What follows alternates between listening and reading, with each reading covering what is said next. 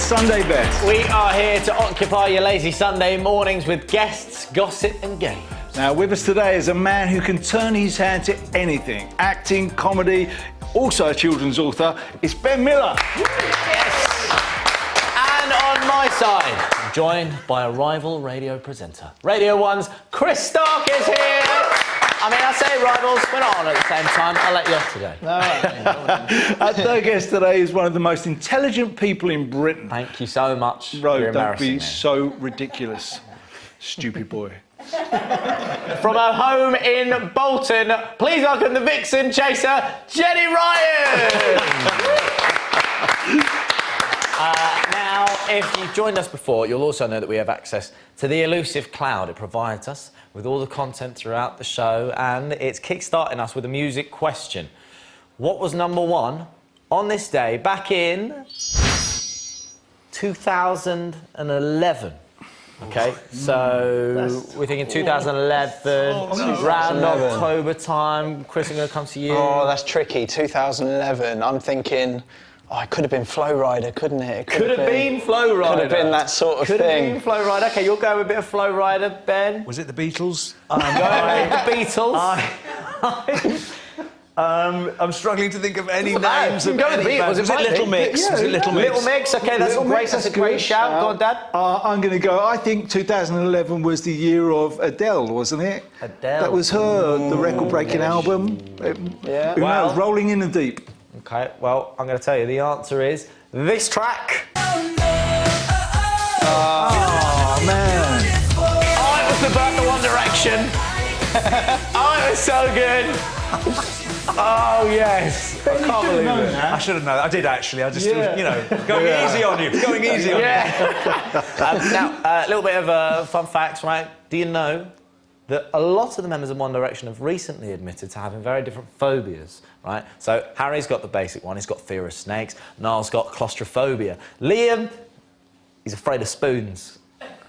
Afraid of spoons? Yeah. I mean, phobias are a bit of a weird one. Chris, do you have any weird phobias? Any Nothing weird. Yeah. I would say I've got the normal ones, you know, heights, enclosed spaces, that kind of thing. But nothing. I wouldn't say that is sort of freaky or weird. OK, go on then, Ben. That fibre, weird fibre that you get in mattresses. Ooh, that fiberglass fibre. What is that? That stuff. That is made by alien intelligences and stuffed in our mattress. It's to set your teeth on edge. Honestly, it's terrifying. My one was always cotton wool.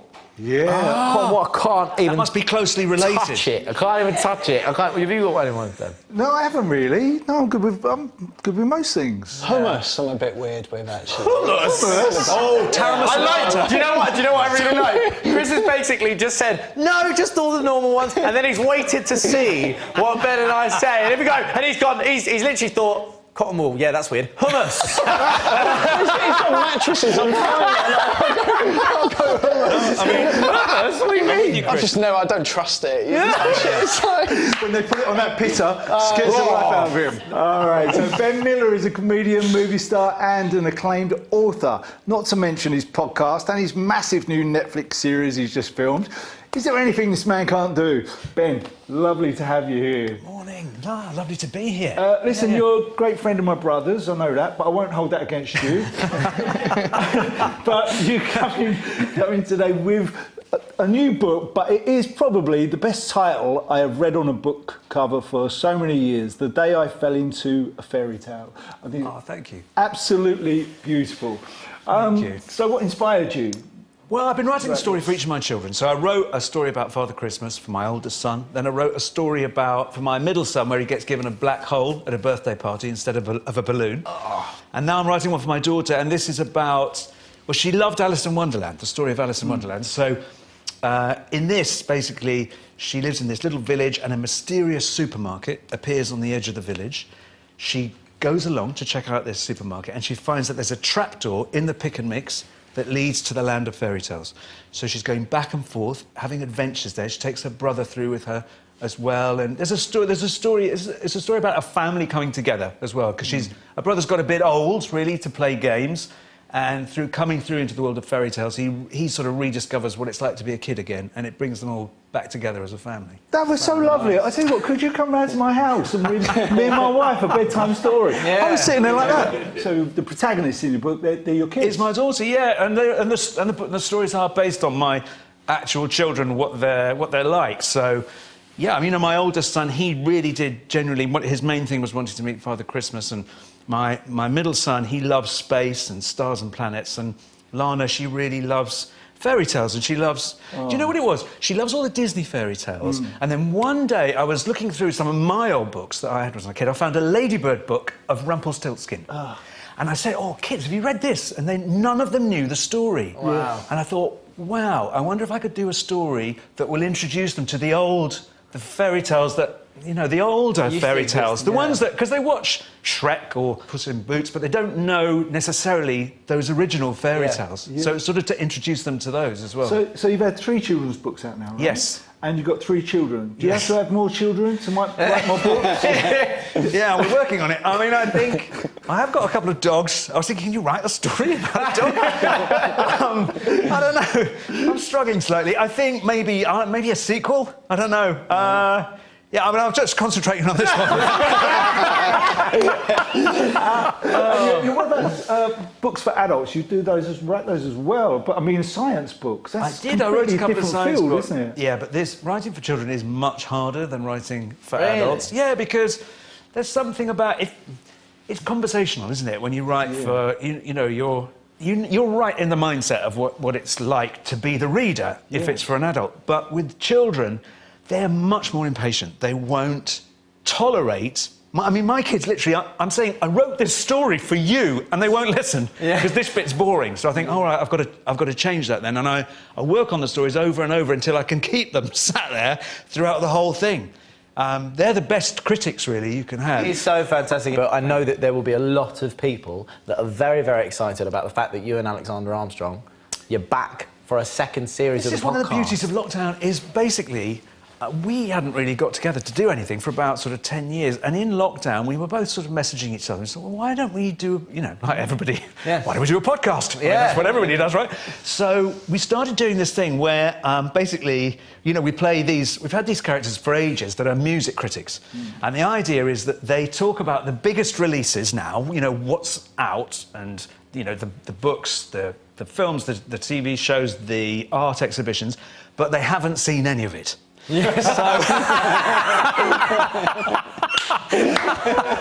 So we give really hard-hitting opinion about stuff we've never seen. And do you know what? It's so liberating. I mean, you probably had to read that book, for example, for this interview. And I know that you did, because I can tell from the questions you asked. But believe you me, I've been in your shoes, and I've had to bluff. I've had to go, well, that was really fascinating. So tell me a little bit about thinking. I read the book, I read the beginning, the end.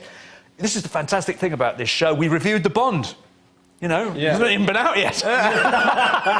but time goes. People love it, and we've heard you say before that are they loosely based around yourselves, around how you are together? Loosely based on us. So Xander plays this very sort of landed gentry. He's got a Mange 2 farm. And I play this sort of slightly scrappy ex-music journalist who, in lockdown, when we were doing the last series, who got stuck in lockdown in Algiers. Because there's no music press anymore, so he has to write the sandwich reviews for the in-flight magazine for BA. and they just set up a new route to Algeria, and it all locked down, and he got stuck in the Holiday Inn Express. Not even the Holiday Inn. Yeah, so, I mean, I don't know what will happen to them this series, but something suitably unpleasant. Tell us about Bridgerton, though. Who do you play in that? So Bridgerton is basically... This is this big new series for Netflix that's coming out. It's set in Regency London. It's about... Well, it's sort of... it's Jane Austen on steroids, basically. It's about these London families, the Ton, as they were called, the 100 most wealthy families in England.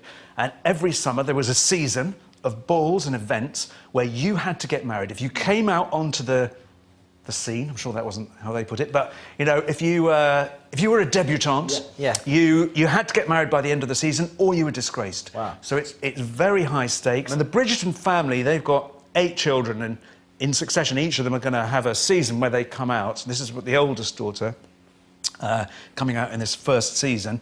And there's another family, the Featheringtons, who are kind of like the dark, twisted versions of the wholesome Bridgertons. And that's the family that I'm the sort of supposedly the head of, or my wife, played by Polly Walker, basically organises everything and does everything. I'm pretty hopeless. Really. Oh, amazing. Ben, thank you so much for coming on the show today. And this wonderful book, The Day I Fell Into a Fairy Tale, is out now. Read it to your kids. It is Sunday selfie time, right? Where we get to find out what you're doing whilst we're on air. So, got a couple of shout-outs here. Let's go through them. Do you know what? Let's start with 3-month-old Sophie from Cardiff. Oh, look at that. Oh, very nice. Beautiful. Yeah, look at her. They're very... Those blue eyes as well, really concentrating. Oh, that's it. So cute. Right, let's go to 79-year-old Val, watching from Spain. Oh, hello to Val in Spain. What I do love is that she moves all the way to Spain. She's probably got a lovely backdrop. She decides to take a photo whilst in the kitchen. I think I recognise Val from the front row at a Spandau concert. Probably. I do. Yeah, Spandau Ballet fans are still the only ones that send photos in. Beck's watching the show from Berlin in the district of Spandau. Hey, there you go. Yeah, there she is. So is that the big district of Spandau? So yeah, it's the district of Berlin. That's where the name come out of? Yeah, kind of, because a friend of mine saw the name Spandau Ballet written on the toilet wall in Berlin. No. So yeah, so it obviously Robert belongs Elms, to Robert Elms. Yeah. It obviously belonged to another band. And Gary will tell you the story where he was walking down Oxford Street and there was this German guy chasing him one day going, "You stole our name! You stole our name!" And so it belonged to someone else. It's just it's toilet graffiti. That's what your name Toilet is. graffiti. That's what it was. Toilet graffiti. Yeah. But you know, in those days, if you saw a name, there was no internet, so you couldn't check out if somebody else had the name. Where now, if you think of a band's name, you go straight onto the internet, you look in, type it in, MySpace or whatever, and find out there's a million other bands. And then you need MySpace. Well, that's what all the kids look at, bro. Yeah, and Bebo. And if you want a Sunday selfie shout out next week, then get in touch. Drop us an email to sundaybest@cactustv.co.uk. All right, time for a break, but stay with us, and we'll be asking Radio 1's Chris Stark about his boozy night out with a member of the royal family. And Chaser Jenny Ryan reveals what it's really like behind the scenes on The Chase. Does she really know all of those answers? We'll see you in a few minutes.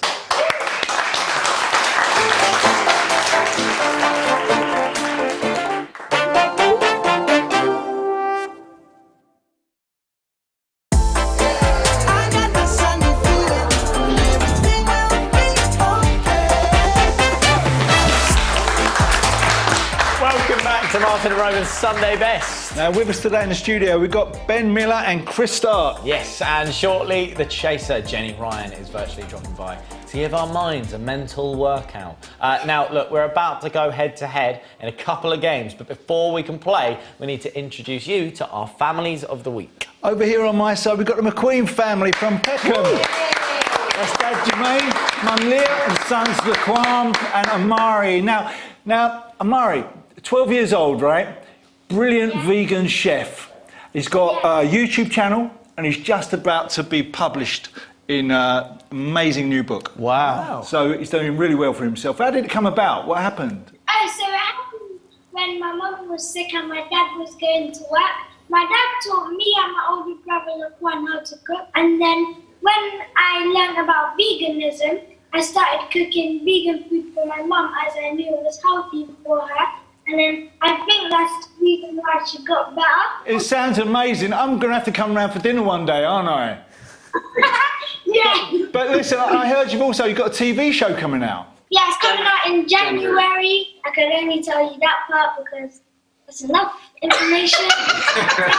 All right, well, listen, welcome to the show. Have some fun today and join in. So nice. And on my side, please put your hands together. The Madders family from Billericay in Essex. That's Mum Hi. and 7-year-old Timothy. Now, Timothy, you have been making happiness word searches during lockdown. And then you decided, didn't you, that one very important person might need to have a little bit of a cheer up herself, OK? You decided to write to the Queen. And you wrote her a letter that said, "Dear Queen Elizabeth, You might be feeling sad or lonely during lockdown, so I thought I could make a word search for you to cheer you up. Love, from Timothy Madders. Now, Timothy, that was wicked, but did you get a response? Yes, I did. It's just here, actually, next to me. But yeah, it was really good. It's here. It says, yeah. Hold it up so I can see the response, please. Yeah. There it is. Look at that letter from the Queen. That's so good. Now, tell me, what words did the Queen have to find? So the exact words are smile, happiness, family, hug, holiday, love, jolly, sunshine, playtime, and friends. Ah, they are fantastic. And is it true that you were a little bit sneaky? You put in a couple of spelling mistakes to try and trip her up? Yeah, because I'm only 7, then she probably would have thought I don't know how to spell jolly. So jolly is correct in one place, it's normal J-O thingy. And then one place I wrote Jolley. So yeah, to trick them off. Oh, very good. Just tell me before we go, what's the correct one? No, don't tell him. It's funny. Amazing. Well, listen, thank you so much for joining us today. That is the Madders family, and it is game time. But as always, we need a judge to decide the winner. So why are we welcoming back the most biased judge we've ever had? Is there any point in playing games? Not really. No. Granny Annie from Dorset. Hello, Granny Annie. Annie, how are you, darling? You okay? I'm really well, thank you, Martin. Good. Yeah. You're looking beautiful today. I love your dress. Mate, she already fancies you. No. You've already won the game. Chris, this is how it's going to go. Right off, Martin isn't it? and I. Yeah, we go back a bit. You don't. No, You've never met. We go back to the same era. All right. Anyway, listen, game time. And we are playing Lyric Maestro. Now, Granny Annie has a series of song lyrics that she's going to read out, and we have to name that song. Chris and the Madders family, you're with Roman, and Ben and the McQueen family, you are with me. I'm sorry to say. Well, I mean, Likewise. you've got Annie. You've got Annie. You could honestly, you could get the whole thing rolling and still win. No, right, each family. Not true. It's very true. Each family has made their own buzzer. Madders family, can I please hear your buzzer? Very good. And the McQueen family, let's hear yours. Very good. Yeah, okay, buzzing with your guesses as quick as you can. And Granny Annie, are you ready? Yes, I'm ready. All right, we're ready, let's go. Okay, you listening? Yeah. Yep. I want a brand new house on an episode of Cribs and a bathroom I can play baseball in. Go for it, guys. Go And for I it. think you guys have enough for 10. Do the buzzer. plus Do me. the buzzer. Push the buzzer. Yes. Go on then. Chris is going to do this one. Nickelback, Rockstar. Rockstar. Nickelback Rockstar. Let's hear.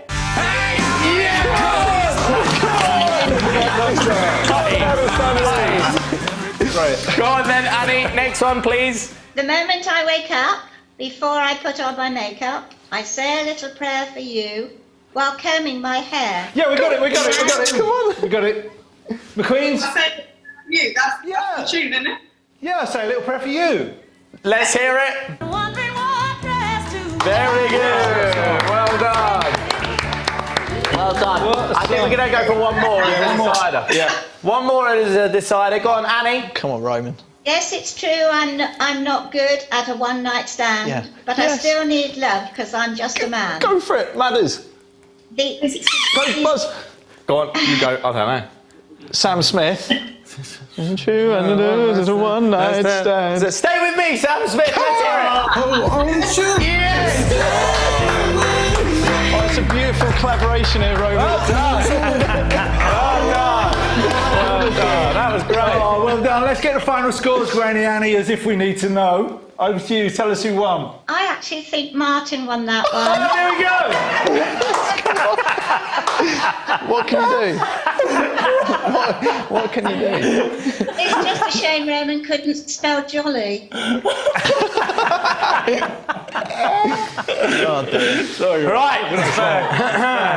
If your family fancies joining us on the show, we want to hear from you. Drop us an email with your name and contact number on it and why you'd like to be on the show. Yeah, send your email to sundaybest@cactustv.co.uk. Now, Chris Stark, you're known for hosting on Radio 1 alongside Scott Mills. And apparently, a few weeks ago, you became very pally from someone from the palace. Yes. Prince William.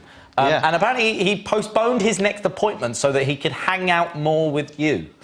Yeah. Who would have thought, Roman? Yeah, I say that spent time with with as me. much. I say that with as much shock as you would expect. Mate, in all honesty, I had longer with Prince William having a couple of beers than when we went for a couple of beers. And you took off claiming, "Oh, I'm not drinking beer at the moment. I'm going into the jungle." Or something. At least William cancelled another appointment to hang around. That's it. I mean, I'm not going to lie. I mean, that's an amazing thing. So, I mean, tell us. So you were doing the podcast, of course, the Peter Crouch podcast. Yeah. And Prince William just joined in. Oh, it was an amazing experience. So we went to Kensington Palace, and we had a couple of drinks. He then answered the door and brought in a curry. But yeah, it was me, Crouchy, and Tom, and we did the Peter Crouch podcast from there. And it was mad because it was just before the lockdown happened. So we had this amazing day out. Then we couldn't really talk about it for ages. Long time, yeah. And then, recently, obviously, the podcast came out. We got to catch up with him on Zoom to talk about what's happened since then. Yeah. Which is kind of weird in itself, watching Prince William try and connect to Zoom and do that classic, you know, where the sound doesn't connect. Yeah. And do the classic, like...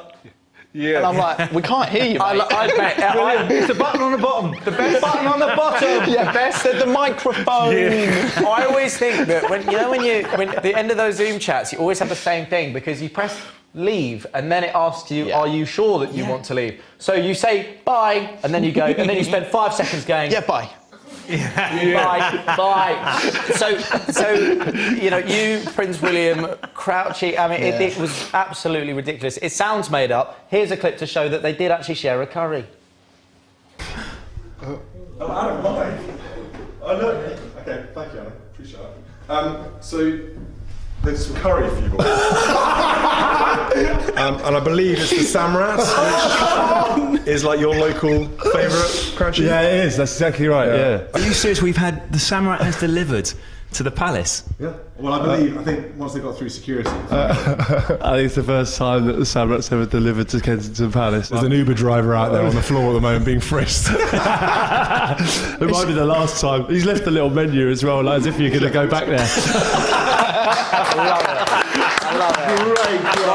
Brilliant. Obviously, the podcast has gone astronomical. I mean, how many more episodes are we expecting to come? Is it just something that will just keep growing and growing? I don't know. It's what we do next, because the series sort of finished with that trip to the palace, and I don't know how you better Prince William. Your dad, maybe? I don't know. Who do we get on? I don't know. I know. But I think, you know, we will do more, but it's just like, what do you do next? Oh, mate, what do you do next? We absolutely love it. Me and my dad love listening mate. to it. It's so good. We've got to take a break, but we're going to be chatting more to Chris when we come back. Plus, we're going to take a look at the TV shows we should be watching on the box. We'll see you in a few minutes.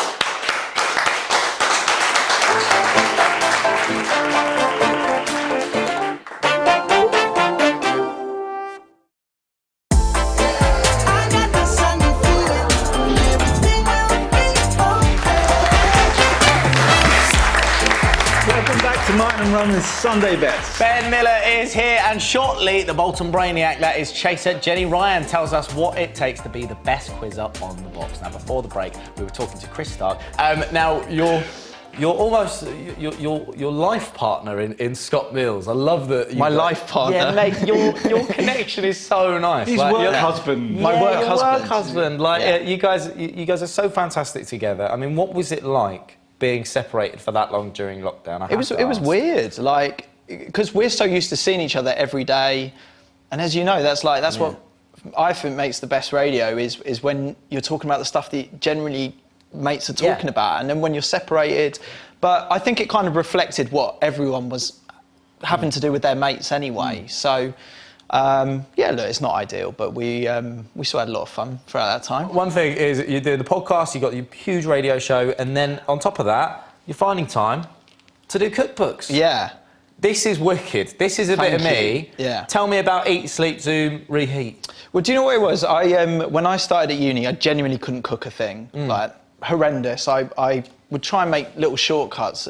I mean, I've said about this before, but I remember once trying to cook pasta quickly by putting it straight into the kettle. Just turn on the kettle. And I thought it cut out the middleman of having to like boil a pan of water and all that. I thought, like, let's get this done a bit quicker, guys. But no, always remember getting this student cookbook, and I wish my gran was here to see it, because she bought me that when I went to uni. And I just wanted to make, I love my food now, I love cooking, it's kind of my happy place when I get home. And I feel like I've finally made something that the uni can be proud of, because let's face it, they're not proud of anything else I've done with my career. But this is the real dissertation. I just wanted to fill it with stories from uni, and I just want it to be something that people can gift to people going to uni, or if you're going to uni, have something that, you know, you can see some of the mistakes I've made, and then hopefully also have a few meals to get you through it as well. Congratulations as well, because you just had a little baby, right? Oh, yeah, little baby boy. Yeah, little baby boy. How is it? Yeah, well, how are you finding it all? Well, you tell me. I suppose if we're asking you about the advice on this front, it was a nightmare. I mean, this is a few years ahead. You know, it still is a nightmare.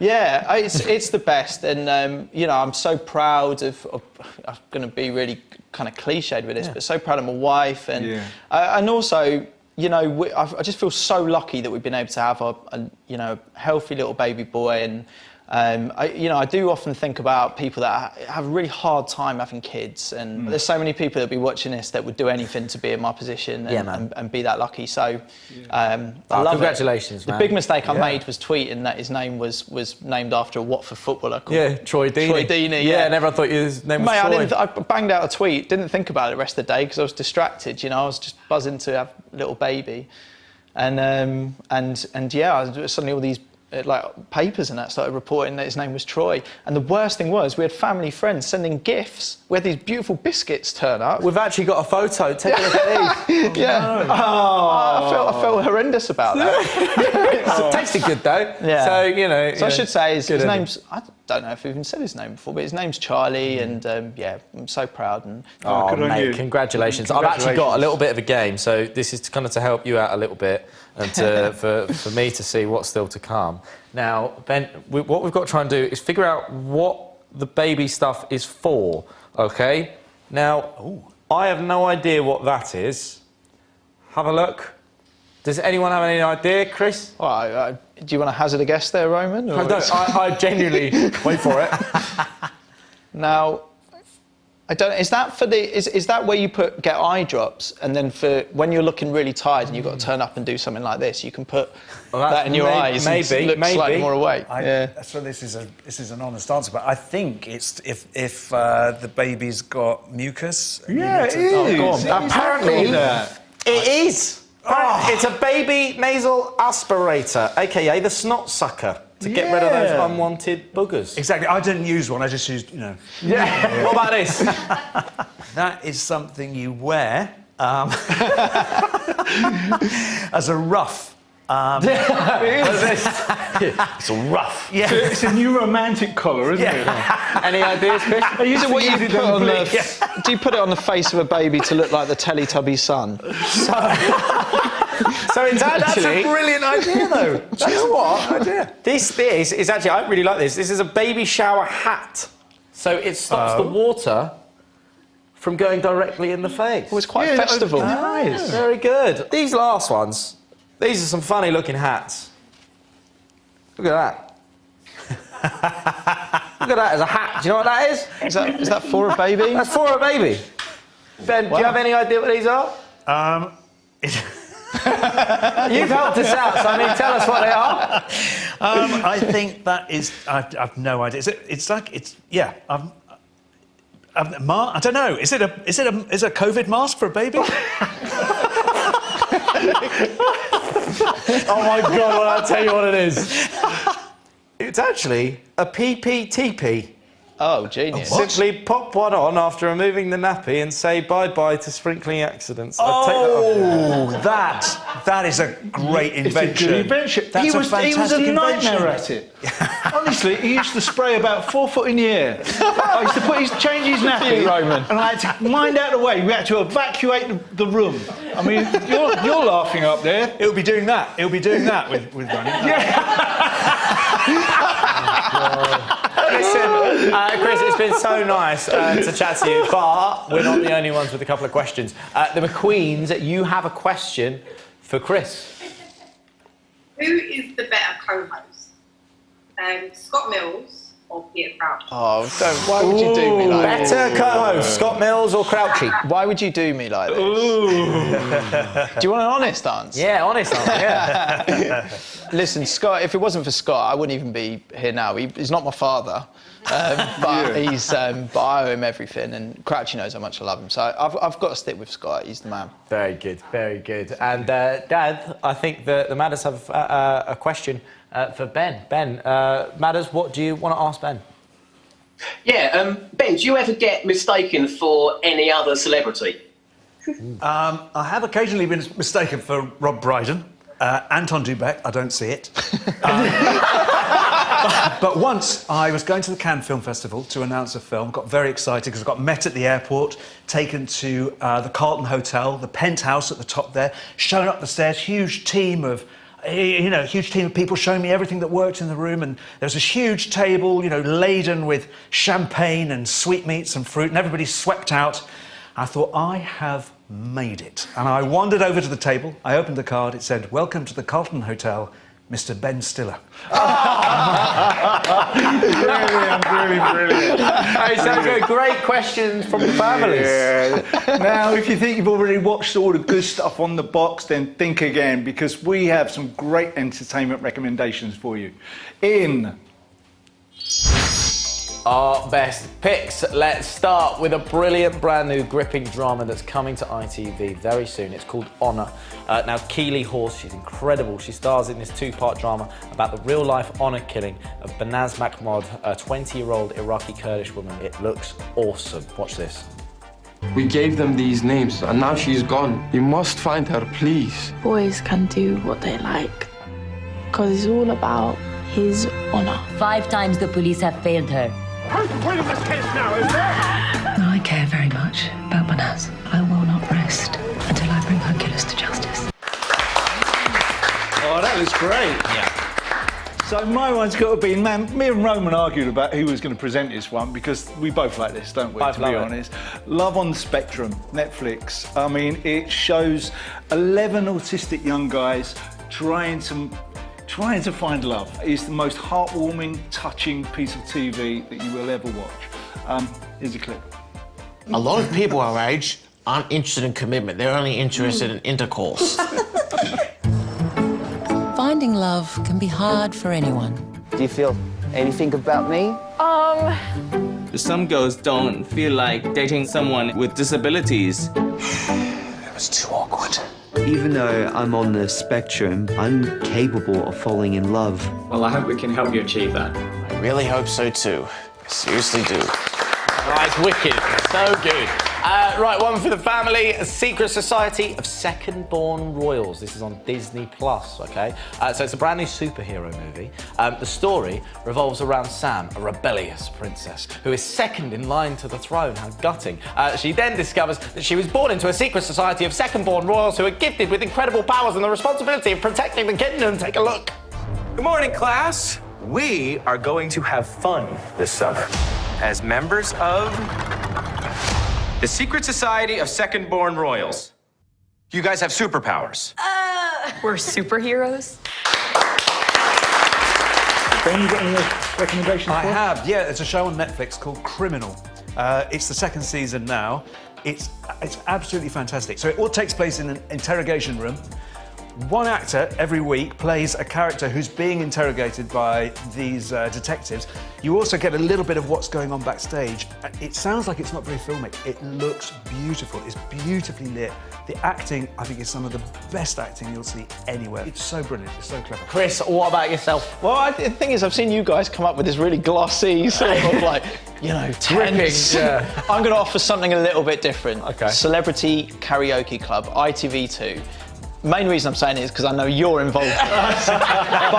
Right, it's mad, the whole thing. The whole thing is mental. Basically, it's celebrities going after each other. It's almost like if the X Factor was like a late night thing just before you have a kebab.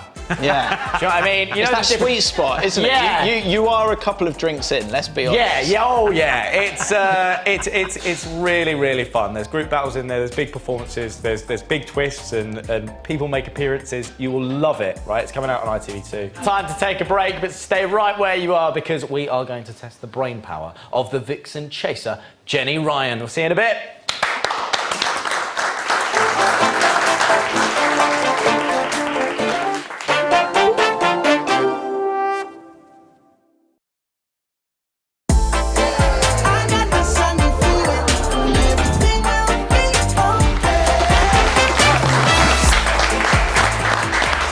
Welcome back to Martin Roman's Sunday Best. Ben Miller and Chris Stark been here all morning. Yes, but now it's time to talk to one of the most feared chasers.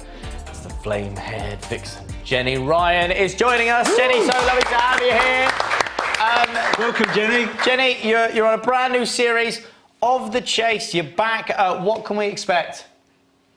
Oh, exactly the same high-quality, high-stakes quizzing that fans are used to. Just... we keep finding these amazing contestants who are brave enough and daft enough to want to take us on. So we're going to keep it up, and there are some brilliant games coming up. I love The Chase so much, and I know you've got such a huge fan base. Everyone does, yeah. Let's see you in action. What is the meaning of the adjective parlous? A, dangerous. B, boring. C, talkative. You've put talkative. Parler in French. Indeed. Correct answer is... dangerous it is, staying where you are. Chaser's put. Must be a derivative of perilous then, is it? Yeah, it's definitely linked to that word. Yeah. You often hear it about my beloved Bolton Wanderers. They're always in a parlous state. Jenny, is the vixen really as tough as she comes across? Or are you just playing a part here? Or is there a little bit of you that is the vixen? Well, my colleague The Beast puts it best when he says that our characters are ourselves but dialed up to 11. So there's a lot of panto there. And being the vixen, she's a character, she's like my drag persona. So I put the makeup on, get the hair done, and I walk out there, and I can be a little bit more mean, a bit more ruthless than I am in everyday life, because I'm a pussycat, really. Do you know what? I do have to ask one question, right? So I want to know, were you the most unpopular person during lockdown? Because I would never invite you to a quiz. A Zoom quiz. No. What's the point? I'm busy. What's the point? Who did you quiz with? People were asking me to make their, guest appearance or to get me to be on their team in their family Zoom quiz. But I turned down so many invites because I didn't want to rub anyone up the wrong way. It has been really tough because I've seen everybody else getting really, really into quiz and enjoying it, but lockdown's been hard for me in that I've lost some of the joy of interacting with my friends that I'd normally do that in real life. I'd normally go to the pub we all have. and play in a quiz league, so it's kind of hard to replicate the joy of doing that. So it's great that other people have been enjoying quizzes a lot more, so hopefully there'll be even better contestants going forward to take us on. Well, this is the thing. I know how much, obviously, you must get absolutely bogged down with, oh, can you do a quiz? Can you do a quiz? So I thought, no, I won't do that today. Oh, it is a quiz. Are you sure she just said she doesn't want to do any quiz? It's a quiz? It's a quiz. We've got a quiz for you. You'll like this. Now, annoyingly, Jenny, what I want to do is I'm going to give you a quiz on Spandau Ballet, because that's the only subject I could have picked that could give my dad a chance. Right? I think that's only fair. The hit single, True, was knocked off the UK top spot by which song? A, Uptown Girl, Billy Joel. B, Let's Dance, David Bowie. Or C, Is There Something I Should Know by Duran Duran? What the fuck? Oh, I'm going to go Jenny. I'm going to go for Bowie. That was 1983, wasn't it? How have you got that right? Yes, it is, man. Congratulations. It is right. Well done. Right. Which Drew Barrymore film did Spandau Ballet song True feature in? A, The Wedding Singer. B, 50 First Dates. Or C, Charlie's Angels. Oh, Dad, you come in there straight away. The Wedding Singer. You're saying The Wedding Singer. Were you going to say the same, Jenny? I was. You were going to say the same. I can actually tell you, it was all of them. Oh, really? All of them. All of them. Because Drew Barrymore and her mum were like mega fans of Spandau Ballet. Oh, that's why Gary's rich. Yeah. Yeah. So apparently there's some weird thing on like almost every Drew Barrymore film or like Adam Sandler thing, there's a Spandau Ballet song. Very strange. Question number 3. The band wasn't always called Spandau Ballet. What was the first name they chose for themselves? Was it A, the Kemps? Probably would be if it was Gary's choice. B, the Romantics. Or C, the Gentry? Oh, very quick there, Jenny. Go on then. I'm going to go for C. You go for C, the Gentry is the correct answer!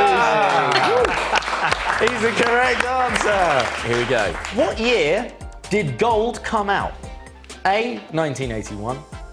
B, 1982. Or C, 1983? I'm going to go with Jenny. She was quick there. I think it was off the same album as True, so I'm going to go 1983. Yeah, of course it was. It was 1983! Well done. Jenny, thank you so much for joining us. So nice to have you on the show. You can see Jenny on The Chase on ITV weekdays at 5 p.m. And it is actually time for our final game. There's been loads of games today, but this one we love. And it is called Odd One Out. It's a classic. We love it. Our guests are going to try to deceive us. They'll each tell us 3 things they've done, but one of those things won't be true. The opposite team has to work out which one is the odd one out. Very simple, right? Get this game. Here we go. Right, Ben, I believe you're up first. Okay. So please read out your 3 statements. OK, so my 3 statements are, number 1, my father-in-law played guitar on Rebel Rebel. I hope that's true. Number 2, I once cleared leaves in Mark Knopfler's garden, and instead of paying me, he gave me a guitar. Oh, that's good as well. Number 3, my dog did a poo on a pavement. And Paul Weller pulled up in a Mini and handed me a dog poo bag. That's awesome. What do you reckon? Well, I mean, they're all music-based, aren't they? Yeah, well, I thought it'd be, musical mate, you family. wait till you hear my 3. I actually think the weirdest thing is that the last one about Paul Weller is too weird. One, Paul Weller driving a Mini. Yeah. I like to believe it's the one with the Union Jack on the top. Yeah, on the roof. Yeah, on the roof. It's very specific, that, as well, Very isn't specific, it? yeah. Paul Weller in a Mini, but also the idea that Paul Weller leans out with a bag. It's like, there you go, Ben. Yeah. But mad. If the other two stories are true, that's first one, Rebel class, Rebel. isn't it? Yeah, I my father-in-law. You want to believe that, don't you? Okay. I think go for the last one as a lie, I reckon. Paul Weller. Paul Weller. We're going to go Paul Weller as a lie. Oh! What's up? Which one was the lie? The lie is I did not clear leaves in Mark Knopfler's garden. Oh, yeah, we didn't even question that. Why is he a gardener all of a sudden? I just thought, oh, yeah, that's a Genuinely, I was walking along the road. My dog was a puppy at the time. It did a poo on the pavement. And I was in Islington, obviously, so Paul was just driving around, presumably permanently, in his Mini. He pulled over, he said, like that. It went over to the window, to cross the road, to the window, he gave me a bag. I said, thanks, Paul, big fan, and he drove off. That's amazing. But he has bags in the car ready to go for this. It's probably not the first time he's done that either. Chris, what are your 3 statements? Listen, they're very different, almost disappointingly so. All right, work out which one's the lie. I once DJ'd for 1,000 Smurfs. Not the same, is it, Ben? I've played for Watford at a lower level. Or number 3, I've been punched so hard by David Hay I nearly cried. Ooh, odd one out. What do you reckon? Well, the Smurfs has got to be true. I mean, who would? Yeah, you wouldn't just make you wouldn't just like, maybe, how many Smurfs? 1,000 Smurfs? You know what I mean? You wouldn't. That has to be true, or it's a dream you had. It's got to be true. One of the two. And I think the David Hayes story, I believe. Yeah. I find the other one. What was the other one? I forgot. I played for Watford. You played for Watford in a lower level. But that's younger the genius level. part, in a lower level. Because I can't. I think, well, how am I going to know? But I think maybe he played for Watford, but would David Hay punch him in the face so hard? Oh, yeah. Where did he punch you? Punched me hard in the stomach. Oh, in the stomach? Like, it went yellow. Ooh, go on then, take a guess. Yeah, you didn't play for Watford. Yeah. That is the lie. You're bang on. Well done. Wonderful. There you go. OK, it is over to Granny Annie to find out which team are the winners. Oh, need we ask. Annie, who won? It's a bit close this week, but it was Martin has just won it. Hey, there you go. So that's your option today, but if you fancy watching us all over again or you missed any of the show, you can catch up now on the ITV Hub. I'm so sorry, we asked her to leave. She keeps coming back.